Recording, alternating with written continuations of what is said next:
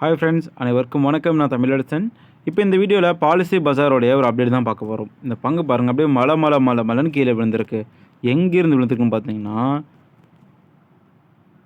சும்மா 1954 விழுந்திருக்கு. 27% கரெக்ஷன்ஸ் பார்த்தீங்களா. ஸோ இந்த பங்கு இவ்வளோ பெரிய கரெக்ஷன் கொடுத்ததுக்கான காரணம் எதுவாக வேணா இருக்கலாம். பட் கரெக்ஷன் கொடுத்துருக்கு. ரிட்டர்ன்ஸ் எடுக்குது அப்படின்னா ஸ்ட்ராங்கான ரீசன் இல்லாமல் ரிட்டர்ன் எடுக்காது. ஸோ ஆல்ரெடி ஹோல்டு பண்ணுறவங்க தாராளமாக ஹோல்டு பண்ணலாம்.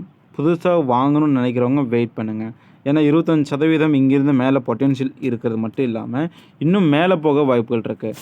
ஏன்னா இந்த பங்குடைய வீக்லி சார்ட்டை இப்போ நான் எடுக்கிறேன் பாருங்கள். வீக்லி சார்ட்டில் ஹேமர் பேட்டர்ன் வந்திருக்கு. ஓகேங்களா.